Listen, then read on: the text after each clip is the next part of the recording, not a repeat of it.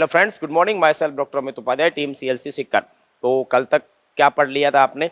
कल तक हमने एनाटॉमी कंप्लीट कर ली थी, चाहे वो लीवर हो, चाहे गॉल ब्लैडर हो, चाहे वो पेनक्रियाज हो, चाहे उसके हॉर्मोन्स हो या वेरियस काइंड ऑफ एंजाइम्स हो, वो सारी चीजें अपन ने डिस्कस कर ली थी। ठीक है, आज हम बात करने जा रहे हैं डाइजेशन फिजियोलॉजी की। और कल डाइजेशन फिजियोलॉजी में अपन ने कुछ बेसिक पढ़ा था कि बक्कल कैविटी में डाइजेशन स्टार्ट हो जाता है, और बक्कल कैविटी में जो डाइजेशन स्टार्ट होता है तो बेसिकली वहां पर एक ही डाइजेशन हो रहा था, किसका? 30% ऑफ कार्बोहाइड्रेट बोले तो स्टार्च का। जो पॉलीसेकेराइड था, जो स्लाइवरी एमाइलेज और टाइलिन एंजाइम की प्रेजेंस में माल्टोज में कन्वर्ट हुआ था, यानी glucose plus glucose. It means one molecule of maltose can gives rise to two molecule of glucose. So guys, after that we start digestion in the stomach, because in pharynx and esophagus there will be no any kind of digestion is occurs. That's why we started from the stomach, and beginning of the stomach we wrote some important points. What these were? These were digestion in stomach. First we should know pH of stomach. HCl is present, pH को main maintain कौन कर रहा है? HCl maintain कर रहा है। फिर अपने का मैक्सिमम डाइजेशन ऑफ प्रोटीन कहाँ होता है? स्टोमक में होता है। स्ट्रॉन्गेस्ट पेरिस्टालसिस कहां पर होती है? स्टोमक में। क्यों होती है? बिकॉज ऑफ, कॉज अपन ने बताया था, because of oblique muscle layer is present. Okay guys, और प्रोटीन का जो मेन डाइजेशन होता है, मैक्सिमम डाइजेशन होता है, वो पेप्सिन एंजाइम करता है। सबसे पहले अपन बात करते हैं किस तरह से ये एक्टिवेट करता है। सबसे पहले बात करते हैं प्रोटीन डाइजेशन की। तो पेप्सिन जो होता है वो पेप्सिनोजन होता है। पेप्सिनोजन, यही तो है। पेप्सिनोजन क्या है? एंजाइम है। और पेप्सिनोजन जैसे ही किसके कांटेक्ट में आएगा? HCl के कांटेक्ट में। इसका पीएच कितना है? 1.8। और HCl का मेन फंक्शन क्या होता है? इनएक्टिव को एक्टिव करना। तो ये पेप्सिनोजन डेफिनेटली किस में कन्वर्ट हो जाएगा? पेप्सिन में। एक्टिव फॉर्म है which is known as pepsin. ये एक्टिव फॉर्म हो गई इसकी। ओजन हट गया पीछे से, यहां से, ये लो। दूसरा एंजाइम था, याद कीजिए आप, प्रोरेनिन। प्रोरेनिन जो मिल्क प्रोटीन डाइजेस्टिव एंजाइम था, जो इन्फेंट में प्रेजेंट है, और वो भी HCl के कांटेक्ट में आएगा। ठीक है ना? लेकिन वहां पर देखिए, चाइल्ड के अंदर अगर अपन पीएच की बात करें तो चाइल्ड के अंदर पीएच इतनी स्ट्रॉन्ग एसिडिक नहीं होती, उनमें 3 to 5 होती है। कितनी होती है? 3 to 5, क्योंकि ये चाइल्ड के अंदर होता है। ध्यान रखना, किसके अंदर है ये? इन्फेंट के अंदर है। इन्फेंट। और इन्फेंट के स्टोमक की पीएच इतनी स्ट्रॉन्ग एसिडिक नहीं होती है। ठीक है ना? तो प्रोरेनिन कन्वर्ट हो जाता है किसमें? रेनिन में। क्लियर?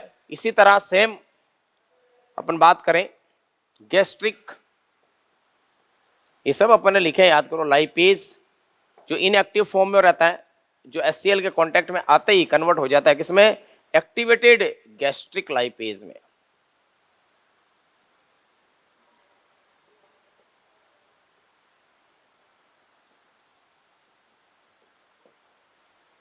Activated gastric lipase. और नो डाउट इसकी पीएच आप 1.8 कर लें। ये इन्फेंट में भी है, एडल्ट में भी है, लेकिन हम एडल्ट के बारे में, ये मेन एंजाइम आपको याद होने चाहिए। इसलिए अपन कहते हैं HCl का मेन फंक्शन क्या है? इनएक्टिवेट एंजाइम को एक्टिवेट करना। ये HCl का मेन फंक्शन कंसिडर होता है। देख लो। क्लियर? अगर मैं बात करूं आगे, देखो, जो न्यूक्लियो प्रोटीन है, जो हम खाने में खाते हैं, न्यूक्लियो प्रोटीन, जैसे खाने में तो अपन सभी खाते हैं, लेकिन कार्बोहाइड्रेट भी खाते हैं अपन एज ए चपाती और ब्रेड की फॉर्म में। प्रोटीन एज ए दाल या किसी और मीट फॉर्म में। कार्बोहाइड्रेट, प्रोटीन एंड फैट किस में? बटर या ऑयल के फॉर्म में, है ना? साथ में हम अदर मटेरियल भी खाते हैं, जिसके अंदर फोर्थ कंपोनेंट होता है फूड का, वो है न्यूक्लियो प्रोटीन। ये न्यूक्लियो प्रोटीन जैसे ही HCl के कांटेक्ट में आता है तो ये कन्वर्ट हो जाता है किसमें? Protein plus nucleic acid. Protein plus nucleic acid में कन्वर्ट हो जाता है ये। क्लियर? और मैं आपको बताऊं, जो आप खाते हो आयरन जो होता है, आयरन जिसको अपन किस फॉर्म में कहते हैं? बॉडी में किस फॉर्म में जाता है? Fe+3 फॉर्म में जाता है। और HCl के कांटेक्ट में जैसे ही आता है डेफिनेटली आयरन कन्वर्ट हो जाता है Fe+2 यानी फेरस में। किस फॉर्म में हो जाता है? फेरस में। यहां पर किस फॉर्म में था ये? फेरिक। Fe+3 था, यहाँ पर Fe+2 है। तो इतने सारे मेन फंक्शन करता है कौन? HCl। तो ये HCl इनएक्टिवेट को क्या कर रहा है? एक्टिव कर रहा है। पहले आप ये लिखिए, फिर अपन बात करते हैं प्रोटीन का डाइजेशन कैसे होता है। ठीक है ना? पहले आप एंजाइम को क्या कर चुके हो? Active. Pepsin active, rennin active, gastric, lipase active, ये सारे आगे जाएंगे तो फर्दर चले जाएंगे तो फर्दर डाइजेशन इसका कहाँ होगा, स्मॉल इंटेस्टाइन बोले तो डुयोडिनम में, स्टोमक में नहीं होगा, स्टोमक में इतना ही बन के रह जाएगा ये। चलिए ये लिखिए आप, फिर अपन आगे की बात करते हैं।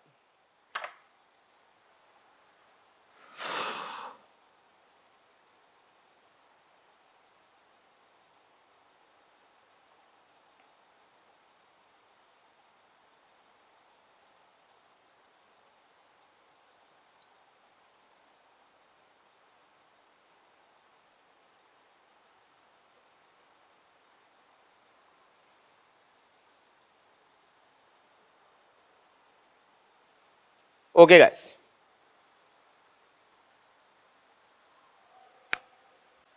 तो स्टोमक में किस तरह से रिएक्शंस होती है देखिए आप, ये रिएक्शन तो आपको लिखनी है बेसिक, तो अब इंडिविजुअल लिखेंगे अपन सारी।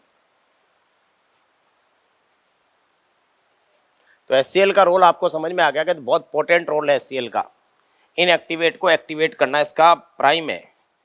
तभी तो अपन ने वर्ड यूज किया था जाइमोजन, ये सारा पेप्सिनोजन वगैरह सब कहाँ से आ रहे हैं, चीफ सेल से आ रहे हैं। और चीफ सेल के खूब सारे नाम लिखे, देखो जाइमोजन सेल भी लिखा हुआ है, देखना जब अपन ने स्टोमक की एनाटॉमी पढ़ी थी तब। ठीक है, सबसे पहले बात करते हैं अपन protein digestion.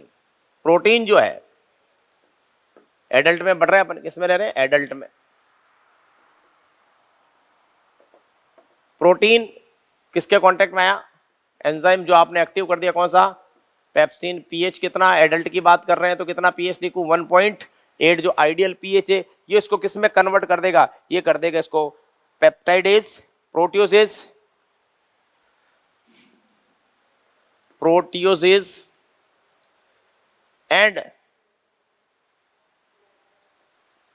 Peptones and peptidase, इन सब में कन्वर्ट कर देगा ये। प्रोटियोजेज, पेप्टाइड्स, इन सब में कन्वर्ट करेगा ये, यानी कि इसकी सिंपलर फॉर्म में कन्वर्ट कर दिया इसने। देखो आप, प्रोटियोजेज, पेप्टॉन्स, इन सब में कन्वर्ट कर दिया इसने।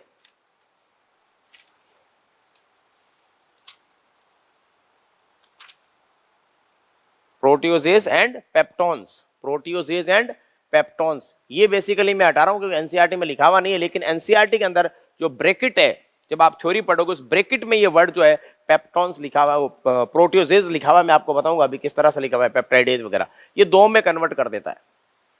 क्लियर। अब इनका जो फर्दर डाइजेशन होगा, इन दोनों का further digestion will take place in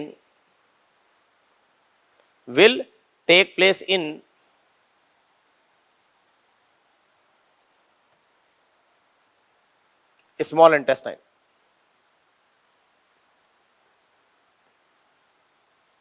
किसके अंदर होगा, स्मॉल इंटेस्टाइन में होगा। ठीक है गाइस, तो ये आपको पता होना चाहिए इस तरह से। अब अपन बात करते हैं, ये तो एडल्ट की बात हो गई। अगर मैं बात करूं इन्फेंट में,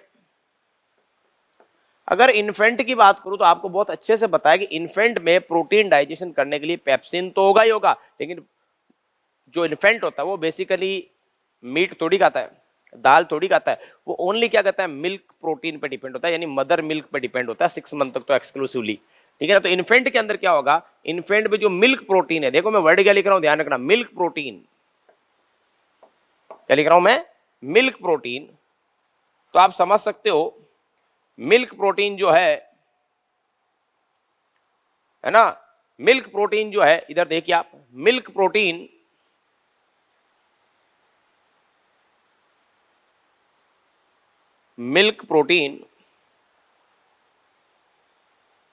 ओके, जिसका नाम क्या है, दैट इज वेरी इंपॉर्टेंट। आप मिल्क प्रोटीन को क्या बोलोगे, मिल्क के अंदर कौन सा प्रोटीन होता है ये आपको पता होना चाहिए, ये होता है casein, soluble protein, casein, that is known as soluble protein. और ये किसके कांटेक्ट में आएगा, रेनिन के कांटेक्ट में। एंजाइम कौन सा था, याद करो, डबल एन वाला, रेनिन के कांटेक्ट में आया, और जैसे ही रेनिन के कांटेक्ट में आएगा ये कन्वर्ट हो जाएगा केसिनोजन में।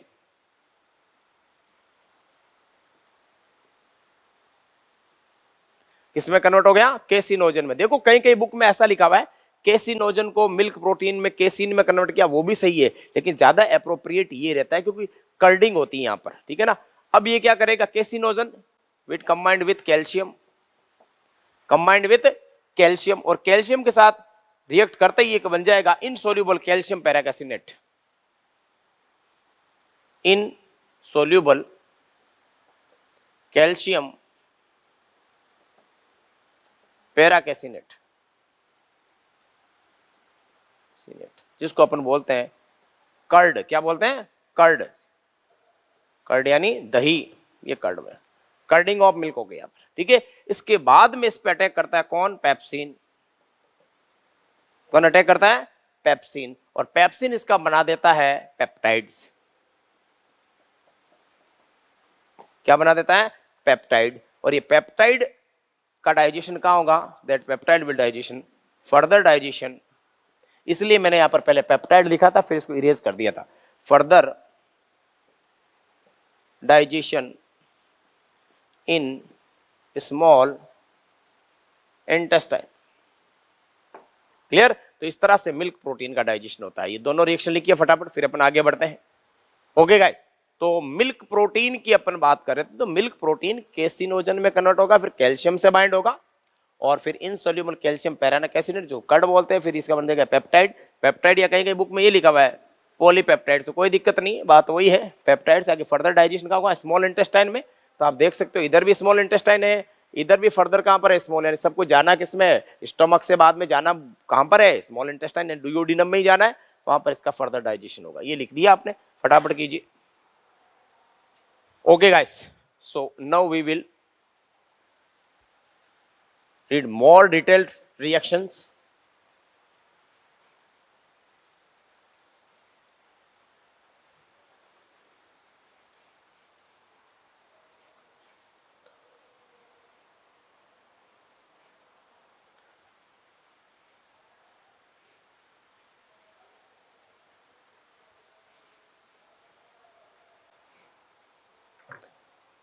Okay guys, so now we will discuss about these terms. What if milk digestion in adult, अगर एडल्ट में मिल्क का डाइजेशन कौन करेगा, तो आंसर होगा digested by pepsin, digested by pepsin enzyme. तो देखो कैसे, केसिनोजन कौन अटैक करेगा, पेप्सिन, क्या बन जाएगा, केसीन। देखो एडल्ट में उल्टा लिखा मैंने, इन्फेंट में उल्टा था, या केसीन ही कर दो ये लो, ताकि आपको कोई दिक्कत ना हो। केसिनोजन बाइंड विथ कैल्शियम, क्या बन जाएगा, calcium paracaseinate, calcium paracaseinate, calcium paracaseinate. Okay guys, अब कैल्शियम पैराकैसिनेट की अगर अपन बात करें तो आप समझ सकते हो, calcium paracaseinate will again digested by pepsin, convert into peptidase, बोले तो पॉलीपेप्टाइडेज ये, और इसका क्या हो जाएगा, further digestion, further digestion occurs in small intestine. तो फर्दर डाइजेशन कहाँ होगा इसका, स्मॉल इंट, ये कर्ड बन गया ना, कैल्शियम पैराकैसिनेट क्या है, कर्ड ही था, कर्डिंग हो गई, curding of milk, that is curding of milk. ये सोल्यूबल और ये इनसोल्यूबल हो जाएगा, ये इनसोल्यूबल प्रोटीन, इनसोल्यूबल, और ये हो गया कौन सा, केसिन क्या है, सोल्यूबल प्रोटीन है ये तो।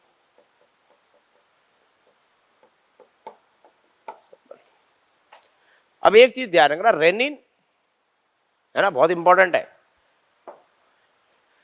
ये तो हो गई बात किसकी, एडल्ट की। गैस्ट्रिक लाइपेज एक एंजाइम बच गया, कौन सा, गैस्ट्रिक लाइपेज। Gastric lipase. तो आप देखो गैस्ट्रिक लाइपेज जो है वो क्या करेगा, मिल्क फैट डाइजेशन करेगा। मिल्क फैट कैसे, ट्राइग्लिसराइड होती है, क्या होती है, फैट का एक फॉर्म होता है ट्राइग्लिसराइड। ओके सर, ट्राइग्लिसराइड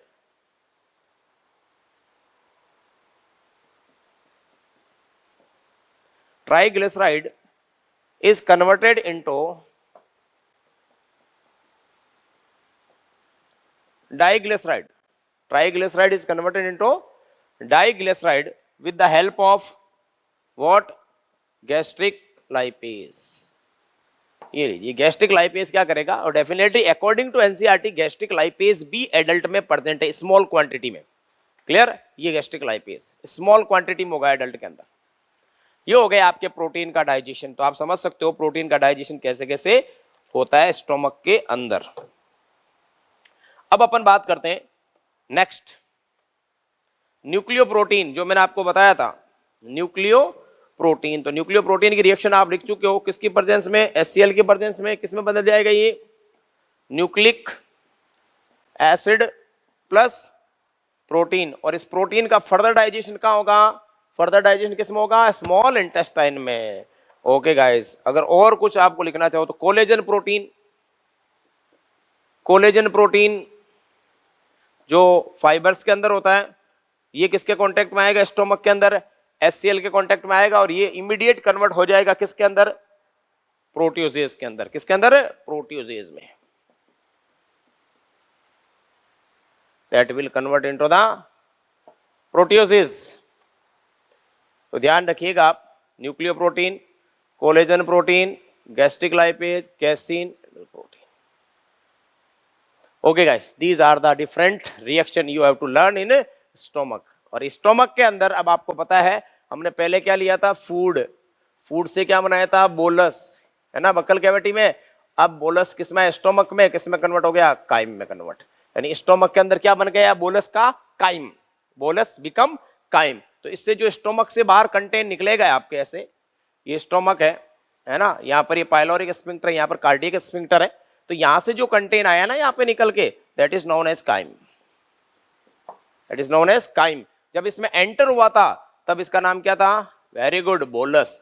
तो बोलस से क्या कन्वर्ट कर दिया आपने, काइम में कन्वर्ट कर दिया। किसके अंदर, डाइजेशन इन स्टोमक के अंदर। ओके गाइस, तो next you will write digestion in intestine, small intestine. फटाफट कीजिए आप।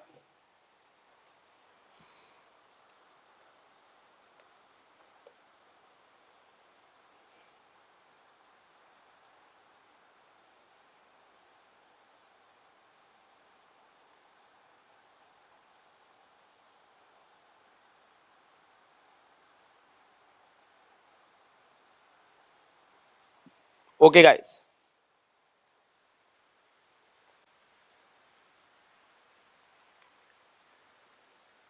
तो काइम बना दिया आपने इसका। अब लिखिए digestion in small intestine.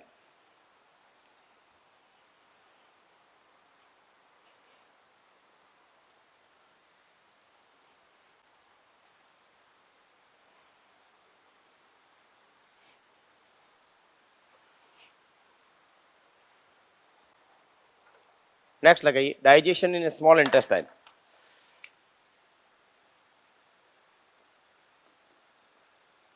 In small intestine.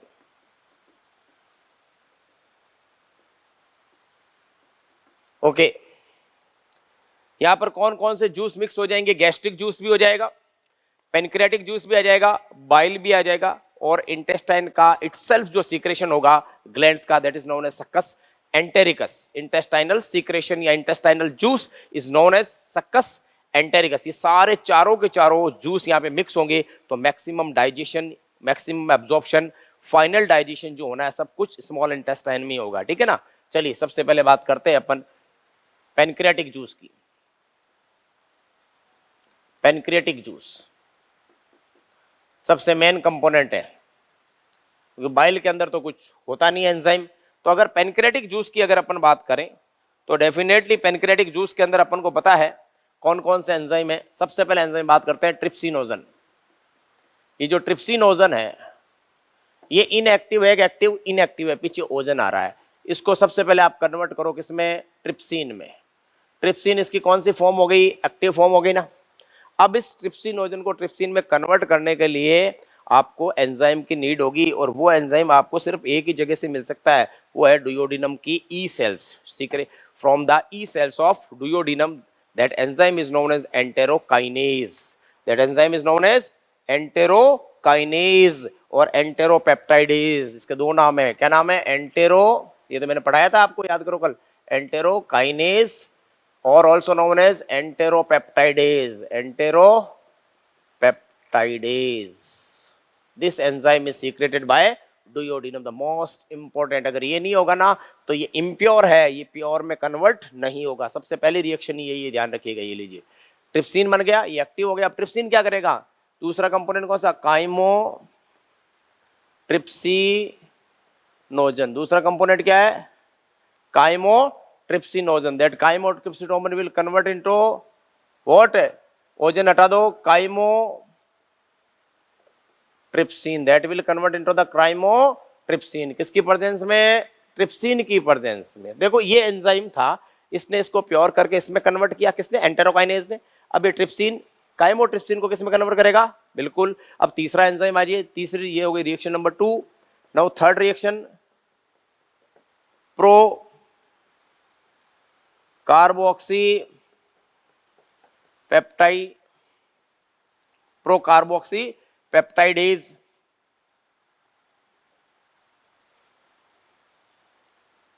Pro carboxy peptidase ये एंजाइम है लेकिन इनएक्टिव है, बिकॉज नाम के आगे क्या आ रहा है, प्रोस, है ना। तो अब इसको कन्वर्ट करना है आपको किसके अंदर, एक्टिव फॉर्म में।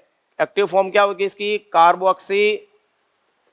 कार्बोक्सी पेप्टाइडेज में कन्वर्ट करना है। किसकी प्रेजेंस में कन्वर्ट होगा, दोनों की हेल्प चाहिए इसको। किस किस की, एक तो चाहिए काइमोट्रिप्सिन, साथ में चाहिए कौन सा, ट्रिप्सिन। ये दोनों प्रेजेंस होंगे तब जाकर कन्वर्ट होगा कौन सा, कार्बोक्सी पेप्टाइडेज। रिमेंबर गाइस, कौन सा, कार्बोक्सी पेप्टाइडेज। अब फोर्थ रिएक्शन जो एनसीईआरटी में लिखी हुई है, ये सारी एनसीईआरटी में थ्योरी के अंदर मेंशन है, ध्यान रखिएगा।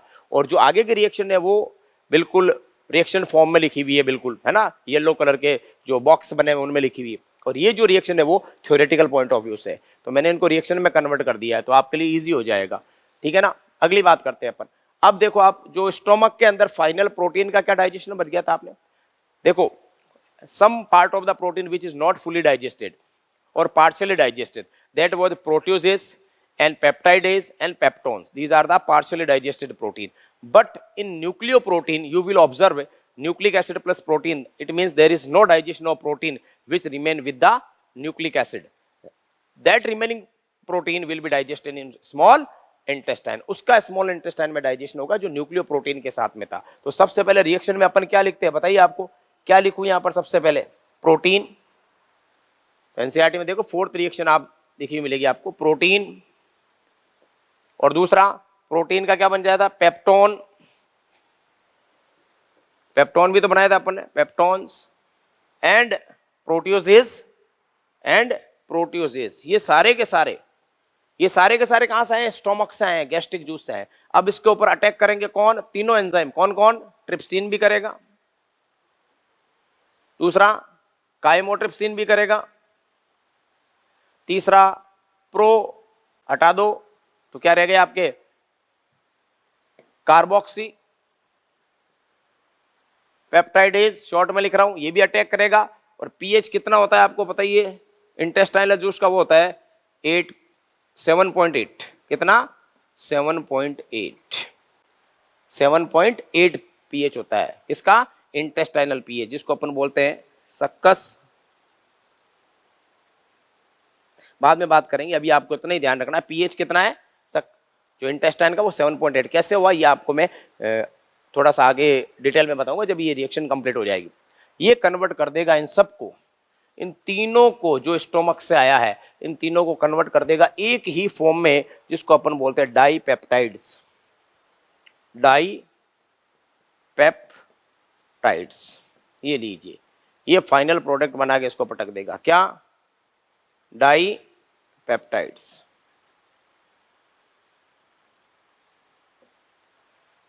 ठीक है, डाई पेप्टाइड्स, ध्यान रखिएगा, किस में कन्वर्ट कर देगा, die peptides.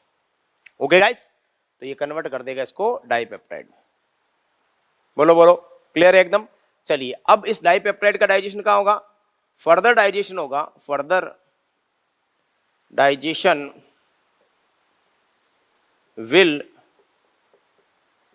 Take place in intestinal juice, आगे आएगा जूस, ध्यान रखना, इंटेस्टाइनल जूस जिसका दूसरा नाम है और सक्कस एंटेरिकस जूस, जो इंटेस्टाइन की जो ग्लैंड्स है वो सीक्रेट करेगी, इसके अंदर फर्दर डाइजेशन होगा। इसमें कौन सा एंजाइम होंगे वो अपन आगे डिस्कस करेंगे, ठीक है ना। ये हो गया प्रोटीन का फाइनल डाइजेशन, ये लिखिए आप, ये पेनक्रेटिक जूस में फर्स्ट डाइजेशन हुआ किसका, प्रोटीन का। अब अपन बात करेंगे फर्दर डाइजेशन, प्रोटीन के बाद नंबर लगेंगे कार्बोहाइड्रेट।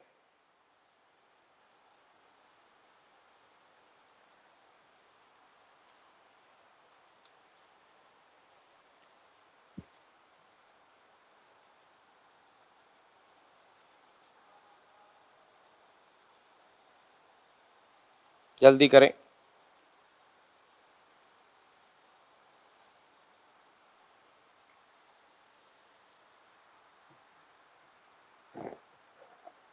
Okay guys.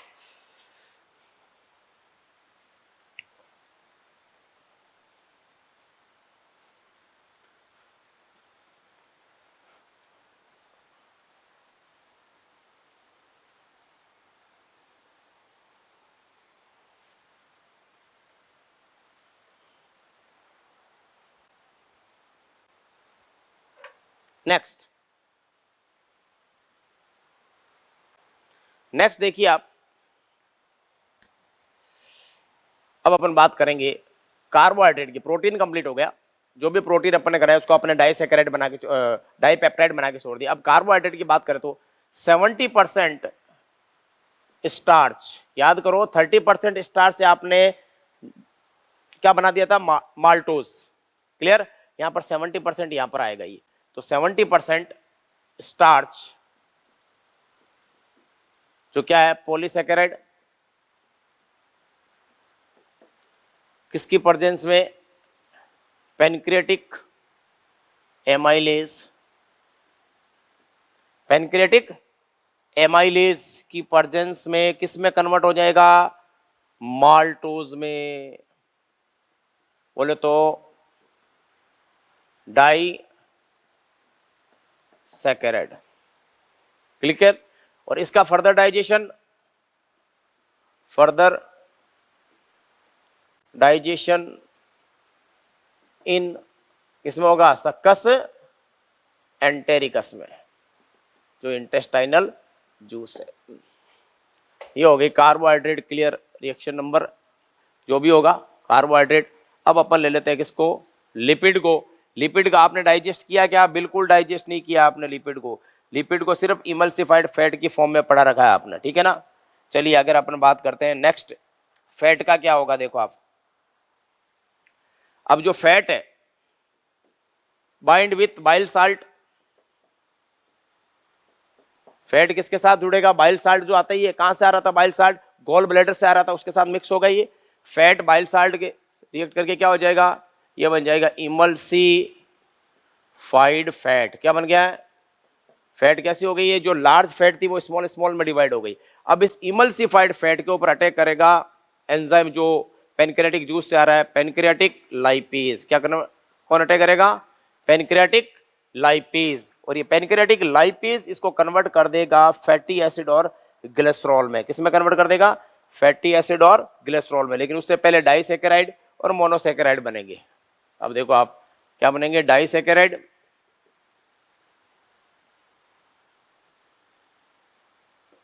पहले बनेगा डाइसैकेराइड, उसके बाद में सिंपलेस्ट फॉर्म आती है इसकी, कौन सी, मोनोसैकेराइड। और ये दोनों फाइनली जाएंगे, डाइसैकेराइड और मोनोसैकेराइड दोनों किस में जाएंगे फाइनली, सक्कस एंटेरिकस में इनका फाइनल डाइजेशन होगा। ये चीज, ये हो गया प्रोटीन, हो गया पहले कार्बोहाइड्रेट, हो गया फैट, हो गया। अब बच गया न्यूक्लिक एसिड, ये लीजिए कौन बच गया, न्यूक्लिक एसिड, न्यूक्लिक एसिड। और न्यूक्लिक एसिड आपको पता है इसके अंदर एक एंजाइम होता है सबसे इंपॉर्टेंट जिसका नाम है न्यूक्लियजेज। यहां पर अटैक करेगा कौन? न्यूक्लियजेज।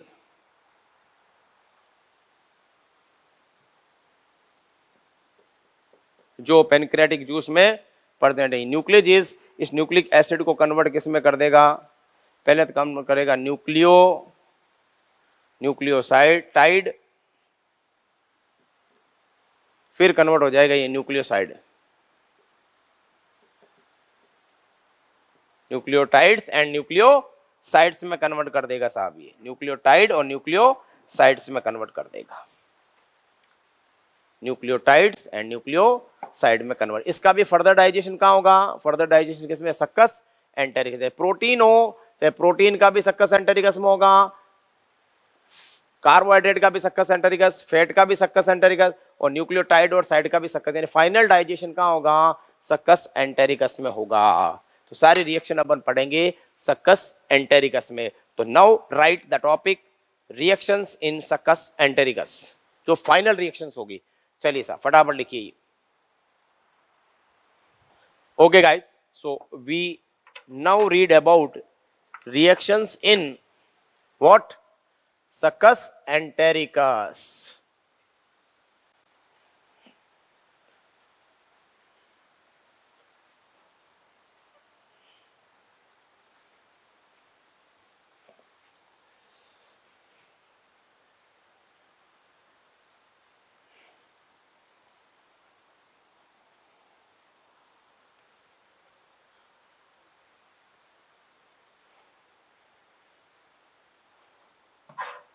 सक्कस एंटेरिकस हेडिंग लगाइए। Final reactions occurs in succus entericus. Final reactions occurs in succus entericus.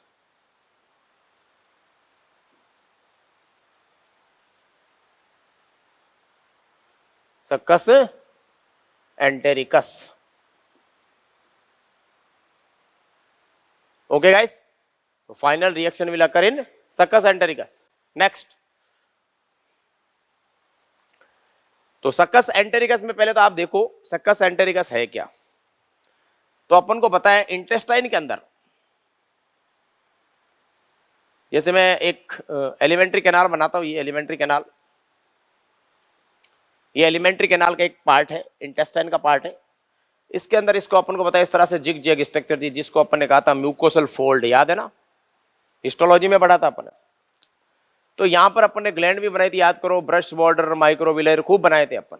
तो इनर लाइनिंग किसकी है? ब्रश बॉर्डर है, ग्लैंड है। यहां का जो सीक्रेशन आ रहा है, the secretion of the brush border part of the intestine will release many kind of enzymes,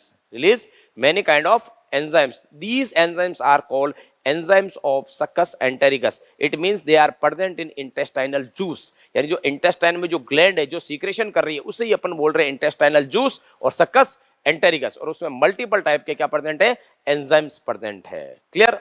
चलिए साहब एक बात, तो सक्कस एंटेरिकस क्या है? पहले तो बात ये आ जाती है कि व्हाट इज सक्कस एंटेरिकस। तो इसकी डेफिनेशन क्या होगी? Brush border glandular columnar epithelial tissue causes secretion of different enzymes and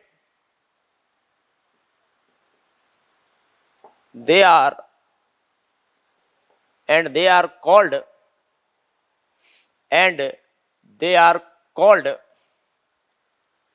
succus entericus. Their secretion and रुक जाओ, secretion of different enzymes and this secretion और इजी कर देता हूं मैं आपके लिए।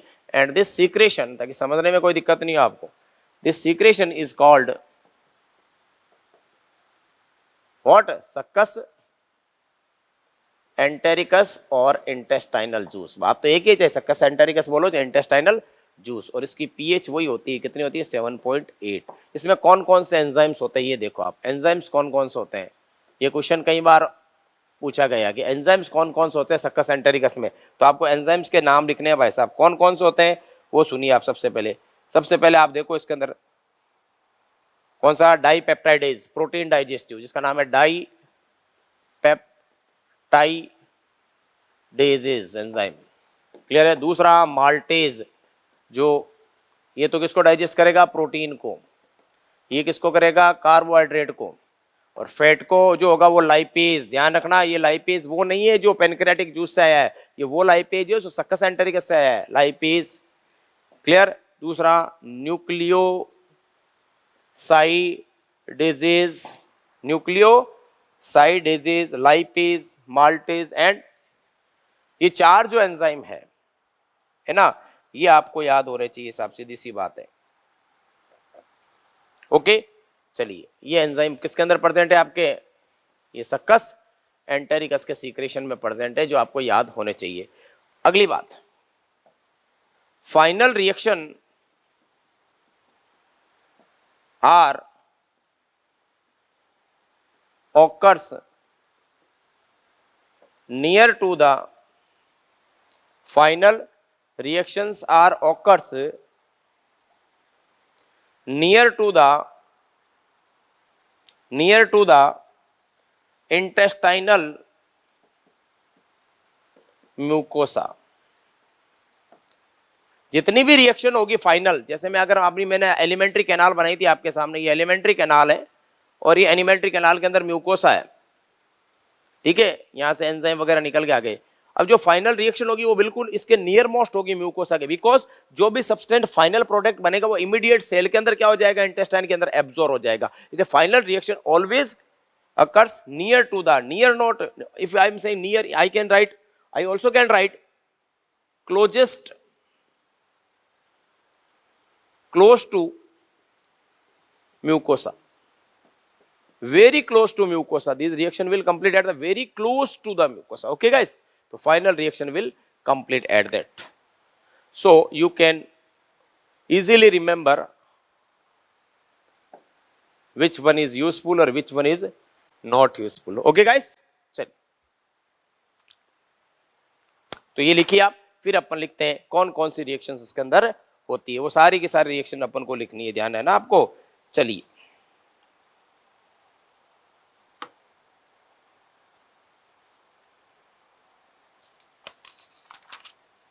देखिए फटाफट अपन रिएक्शंस लिखते हैं सारी की सारी।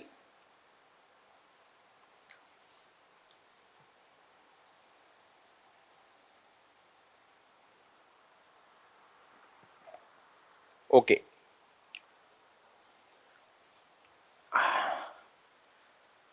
अब अपन सारी रिएक्शंस लिख लेते हैं फटाफट।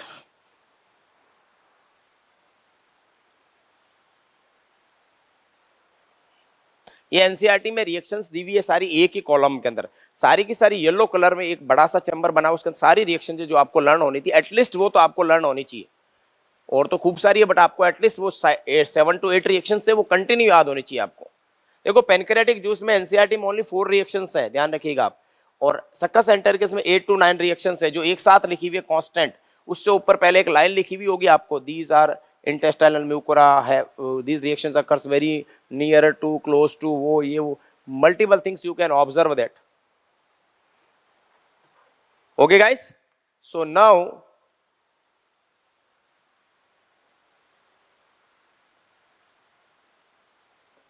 we are writing reactions. First reaction आपने उसमें लास्ट में क्या बनाया था? आई मीन टू से लास्ट में अपन ने प्रोटीन का लास्ट प्रोडक्ट क्या बनाया था? डाइपेप्टाइडेज, बिल्कुल ये आ गया डाइपेप्टाइड्स, डाइपेप्टाइड्स। और डाइपेप्टाइड्स इमीडिएट कन्वर्ट होगा किसकी प्रेजेंस में? जो सक्कस एंटेरिकस डाइपेप्टाइड्स डाइपेप्टाइडेज। कौन से एंजाइम? Dipeptidase enzyme. चलिए, और ये इसको कन्वर्ट कर देगा इमीडिएट किसमें? एमिनो एसिड्स में। और एमिनो एसिड क्या हो जाएगा?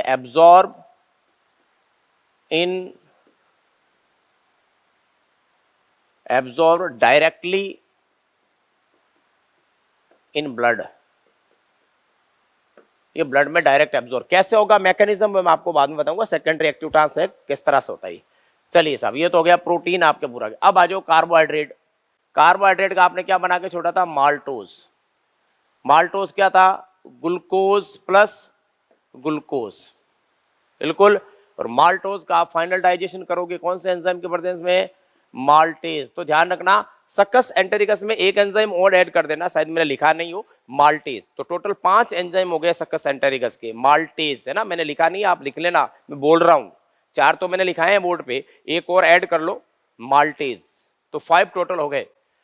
चलिए, तो माल्टेज इसको कन्वर्ट कर देगा ग्लूकोज प्लस ग्लूकोज में, यानी कि 1 molecule of maltose gives rise to 2 molecule of glucose. ये क्वेश्चन आ गया है एग्जाम में कई बार।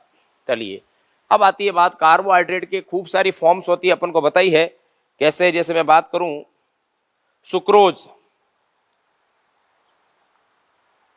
क्या बात करें? सुक्रोज। अगर सुक्रोज का मैं डाइजेशन करूं इसका, तो एंजाइम कौन सा आता है? सुक्रेज।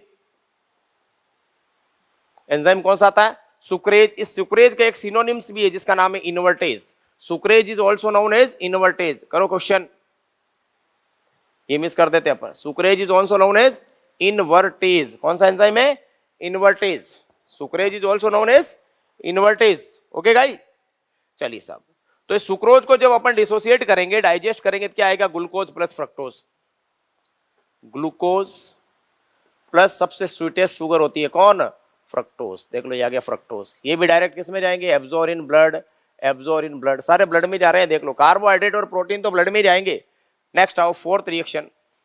फोर्थ रिएक्शन आप लिखोगे तो आ जाएगी कौन सी? आपके लैक्टोज। और लैक्टोज तो सबको पता है मिल्क शुगर है। और एंजाइम कौन सा होगा? लैक्टेज। लैक्टेज। और ये लैक्टेज इसको कन्वर्ट कर देगा ग्लूकोज प्लस गैलेक्टोज में, plus galactose.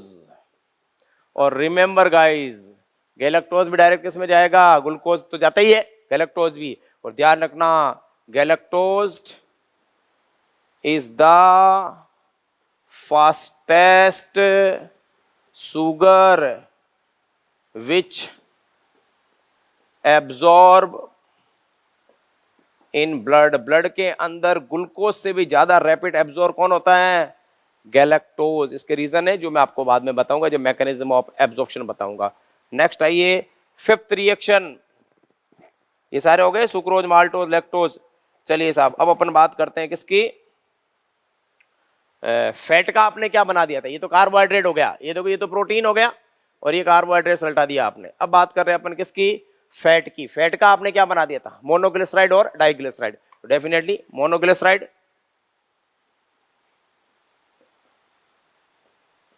And diglyceride. Monoglycerides and diglyceride, ये आपने बना दिए थे। मोनोग्लिसराइड और डाइग्लिसराइड को अब आप कन्वर्ट किस में करोगे? क्वेश्चन ये है, मोनोग्लिसराइड और डाइग्लिसराइड को आप किससे रिएक्ट कराओगे? किससे रिएक्ट कराओगे? मैंने अभी आपको कहा था, इसके अंदर सक्कस एंटेरिकस के अंदर क्या होता है? एंजाइम होता है लाइपेज। किस में कन्वर्ट कर देगा? Fatty acid and what? Glycerol. ये बन गया। लेकिन फैट का एब्जॉर्प्शन ब्लड में नहीं होगा, किस में होगा? एब्जॉर्ब, ध्यान रखना, क्वेश्चन आ गया भाई। Absorb in lymph. किस में एब्जॉर्ब होगा? लिम्फ में एब्जॉर्ब होगा, ब्लड में एब्जॉर्ब नहीं होगा। ब्लड में एब्जॉर्ब होने वाले सारे ऊपर है, ये देखो, फैट आ गया ना, फैट आते ब्लड में एब्जॉर्ब होगा। ये लीजिए, यहां तक हो गया। ये लिखिए, फिर अपने वो बन गया कौन? न्यूक्लिक एसिड बन गया। देखो, कार्बोहाइड्रेट हो गया, फैट हो गया, प्रोटीन, अब बन गया न्यूक्लिक। उसके अंदर अपने बनाए थे न्यूक्लियोटाइड और न्यूक्लियोसाइड, उसको एब्जॉर्ब कराएंगे अपन, उसको सिंपलेस्ट फॉर्म में कन्वर्ट करेंगे। फटाफट ये लिखो आप।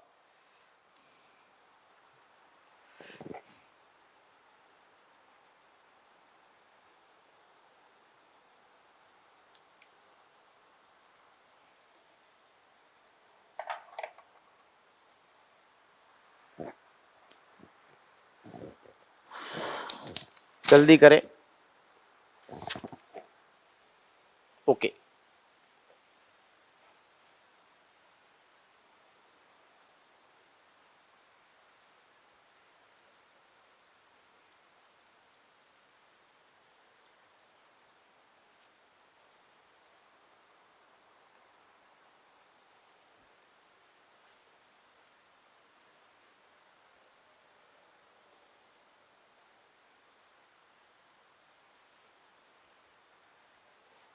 नेक्स्ट आइए, न्यूक्लियोटाइड।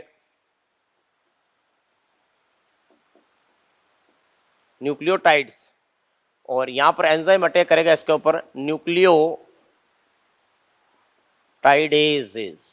न्यूक्लियोटाइडेजेस, न्यूक्लियोटाइडेज जो एक्ट करेगा वो बनेगा न्यूक्लियोटाइड को, क्या बनेगा, न्यूक्लियोटाइड किस में कन्वर्ट कर देगा, न्यूक्लियोसाइड में, और क्या करेगा, न्यूक्लियोसाइड्स में। करेक्ट। अब न्यूक्लियोसाइड पे अटैक करेगा अगला एंजाइम कौन सा, न्यूक्लियोसाइडेजेस।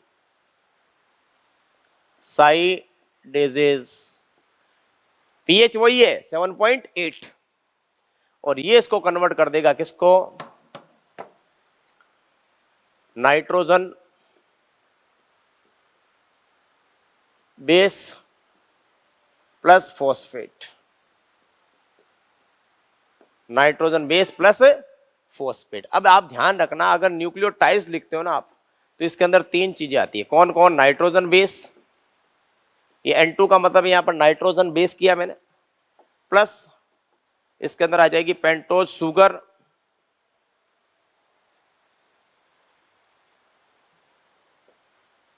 पेंटोज शुगर, प्लस इसके अंदर आ जाएगा कौन, फॉस्फेट। इन तीनों को मिक्स करते हैं ना, तब अपन इसको बोलते हैं क्या, न्यूक्लियोटाइड और न्यूक्लियोसाइड। और न्यूक्लियोसाइड को अपन बोलेंगे pentose sugar plus nitrogen base. Nitrogen base यहां पे लिखना चाहो तो, और पेंटोज, ये लो पेंटोज शुगर, अब और इजी हो जाएगा, ये लो पेंटोज शुगर। फॉस्फेट सेपरेट कर दिया आपने, साइडेज बनते ही फॉस्फेट सेपरेट हो गया यहाँ पर, न्यूक्लियोटाइडेज और न्यूक्लियोसाइडेज। एंड में क्या बना दिया आपने, nitrogen base.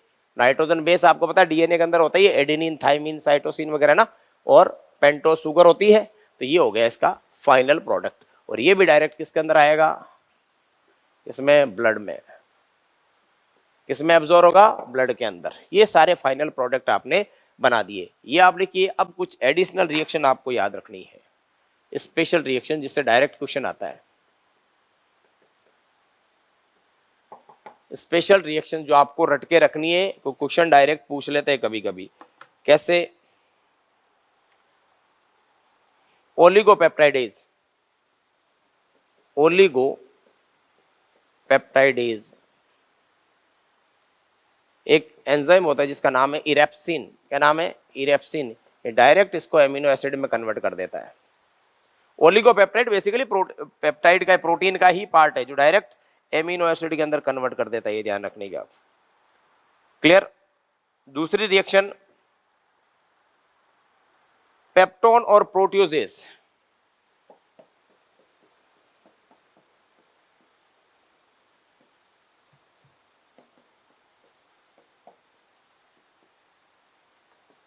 Peptone and proteoses, ये आपके डायरेक्ट कन्वर्ट होते हैं एमिनो से एमिनो पेप्टाइडेज एंजाइम के प्रेजेंस में।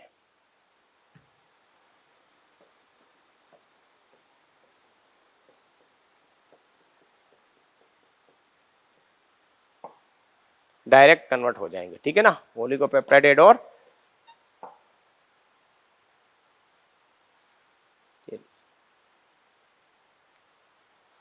ये रिएक्शन आपको लर्न करके रखनी है बिल्कुल अच्छे से, ठीक है ना, ये इरेप्सिन वाली।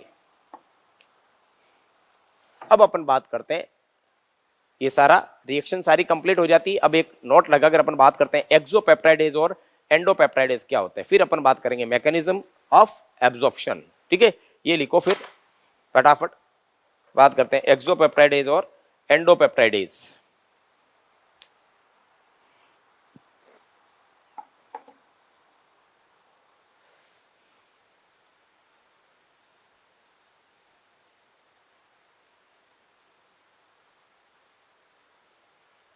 हो गया, चलिए।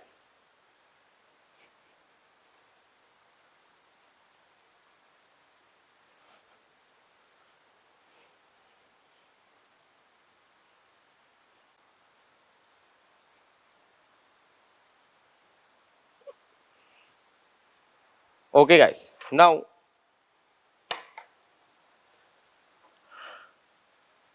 exopeptidase enzyme and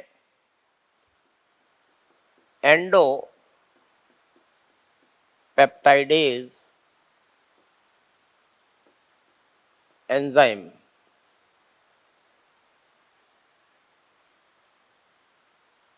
exopeptidase and endopeptidase exo and endopeptidase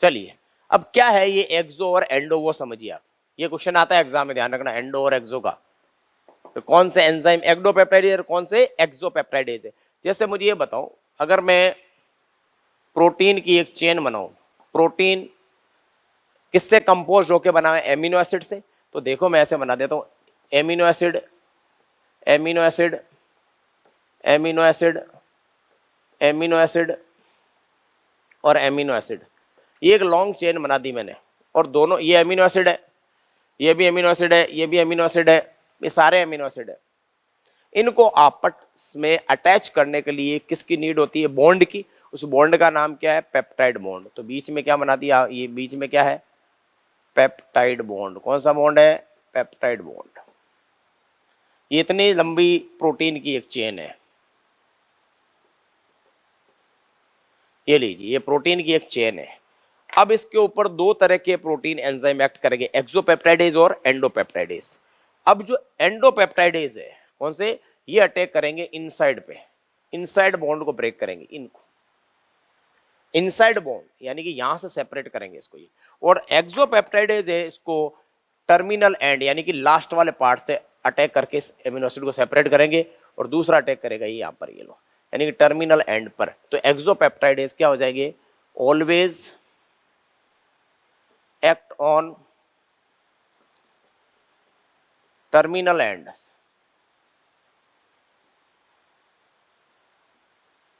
act on terminal and देख लो ये वाला इधर ये इसको ब्रेक कर देगा और यहां से ब्रेक कर देगा endopeptidase always act inside of amino acid bond clear तो कैसे होगा सेपरेशन देखो आप ये सेपरेट होते ये अलग हो गया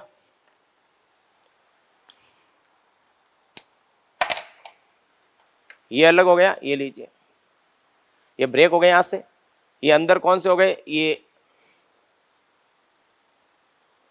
एमिनो एसिड अंदर से किसने तोड़ दिया इसको चलो अभी तोड़ते हैं पहले इसको बना देते हैं अपन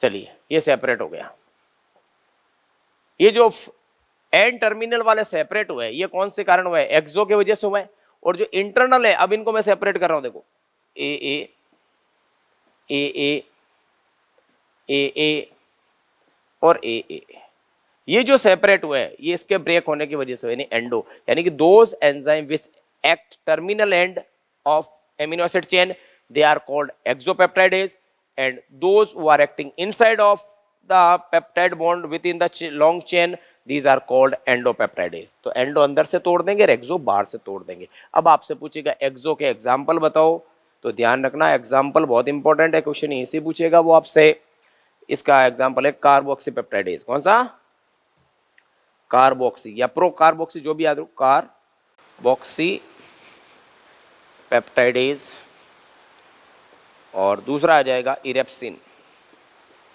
ये दोनों कौन से है एक्सोपेप्टाइडेज है कार्बोक्सी का मतलब यहाँ पर प्रो कार्बोक्सी था उसको एक्टिव फॉर्म में लिखा मैंने ठीक है ना अगर एंडो के एग्जांपल दिखे तो वो सारे बच गए कौन कौन से पेप्सिन स्टोमक के अंदर होता ही है ट्रिप्सिन और काइमोट्रिप्सिन ये सारे के सारे जो है ये सारे के सारे एंडो हैं और ये सारे के सारे कौन से हैं एक्सो है ये लीजिए ये एक्सो है तो एंडोपेप्टाइडेज एंड एक्सोपेप्टाइडेज एग्जाम में क्वेश्चंस आता है ध्यान रखिएगा तो एक्सो में एग्जांपल दो ही है आपके कार्बोक्सी, जिसको मैंने प्रो कार्बोक्सी को लिखा है कार्बोक्सी, दूसरा इरेप्सिन, और इधर आ जाओ पेप्सिन, ट्रिप्सिन और काइमोट्रिप्सिन। ये आपको लर्न करके रखने हैं अच्छे से, exo and endopeptidase. Clear guys? Next आइए आप,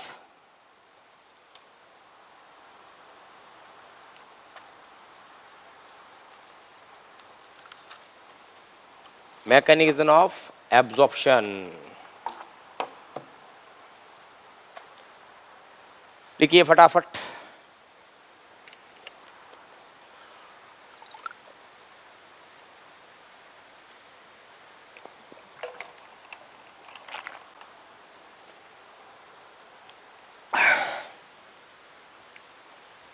okay, exo and endo.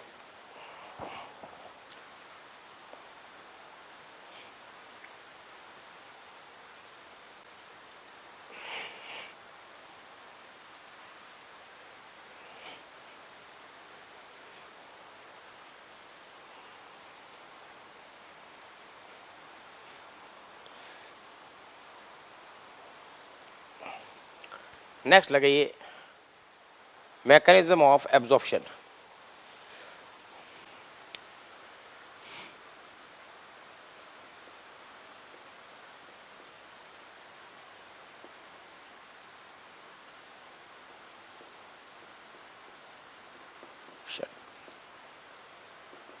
mechanism of absorption of food.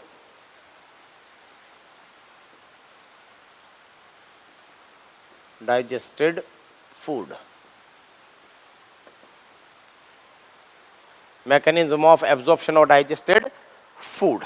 तो सबसे पहले लिखिए आफ्टर, आज थ्योरी लिखा देता हूं मैं आपको। After final digestion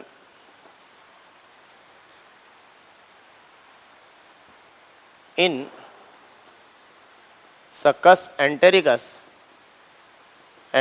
or intestinal juice, after final digestion in succus entericus or intestinal juice, now absorption will occurs. Now absorption will occurs. Final digestion के बाद में क्या होगा? एब्जॉर्प्शन होगा। क्या क्या आपको बताइए? कार्बोहाइड्रेट का फाइनल डाइजेशन लिख दो पहले आप। क्या क्या था? Glucose, main galactose and fructose. ये फाइनल डाइजेशन हो कराना अपन, इसका डाइजेशन और फाइनल प्रोडक्ट। अब एब्जॉर्प्शन कराना आपको। प्रोटीन का फाइनल क्या कराओगे आप? एमिनो एसिड, और तो कुछ होगा नहीं, एमिनो एसिड। और थर्ड फैट का आप क्या करोगे? फैट का आप अभी आपने क्या बना के रखा है? Fatty acid plus glycerol. इस फैटी एसिड और ग्लिसरॉल को मैं कन्वर्ट करूंगा किसके अंदर? ध्यान रखना, मिसेल के अंदर। किस में कन्वर्ट करूंगा? मिसेल में। और मिसेल से कन्वर्ट करूंगा मैं इसको काइलो माइक्रोन में। सुनना मेरी बात पहले, इसमें काइलो माइक्रोन में, और माइलो माइक्रोन बनने के बाद में इसको एब्जॉर्ब करूंगा किसमें? इसमें लैक्टियल में।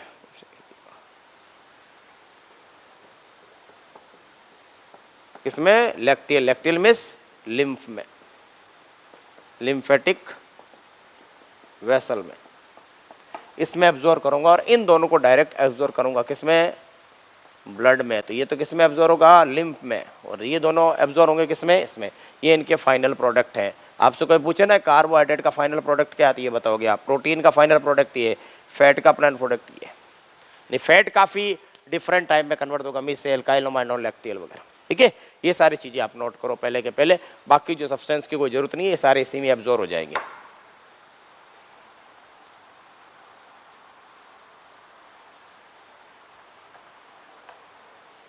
Okay, so guys, tomorrow we will discuss the complete mechanism of absorption of all these separate things. And also fat absorption mechanism is very important for the NEET point of view. That will be complete tomorrow.